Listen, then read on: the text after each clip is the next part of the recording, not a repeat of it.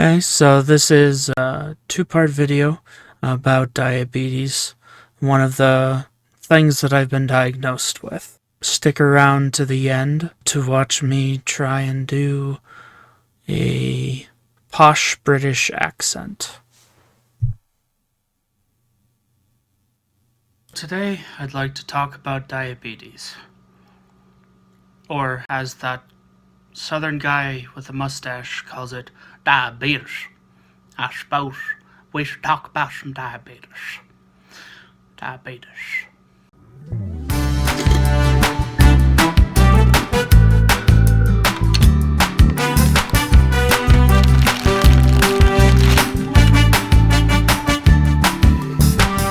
There's a lot of problematic rhetoric behind how we talk about diabetes.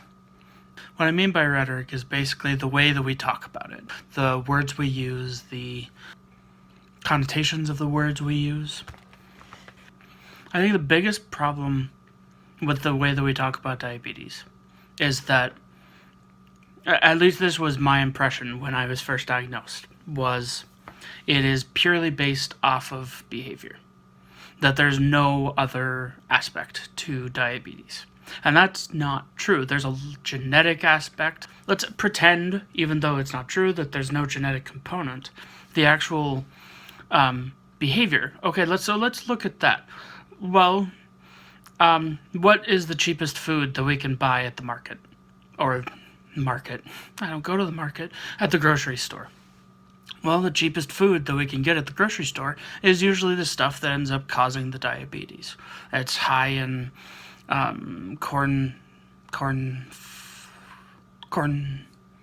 fructose corn syrup. There we go. It's going to be really pre-processed. All of those things. That's the cheapest food because it's the most shelf stable, sure, but also because the corn industry is so subsidized by the federal government that it's like, oh, well, let's put corn in everything because I just got to put corn in everything. Corn on the cob, corn on the stove, corn on the toilet, corn in the garbage. Corn on the garbage is really good. Yeah, that happened. You know, when I was first diagnosed, I beat myself up a lot. Emotionally. It was basically, you did this to yourself, you fat fuck.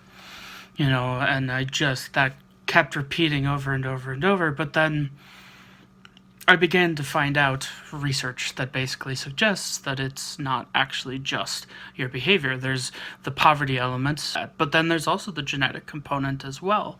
And so that's not to say that that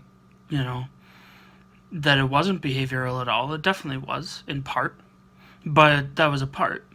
So that's the first part of diabetes, of the rhetoric of diabetes, the way that we talk about diabetes. The second part is the war on diabetes. Well, if you look at the way that they talk about it, it's basically preventing diabetes. So anyone who has diabetes already is basically a casualty of war. And I have a really hard time viewing myself as a casualty of war when I'm still here, still living, still whatever. And the reality is because of all of the factors that came into getting diabetes, I will be diabetic forever. Even if I go on a completely carb-free, high-fat, whatever, and my A1C goes back to below normal, I'll still have diabetes because if I go back to the way that I was eating, if I go back to the way I was eating, then it's going to come back. That blood A1C is going to go higher. So yeah, I'm a casualty of war. And if we're looking at the rhetoric of diabetes, so there's those two messages that's not actually true. So that's kind of what I wanted to talk about today. And there you have it. Thank you so much for watching today. Please, if you enjoyed it, consider liking and subscribing. But only if you want to. You don't have to.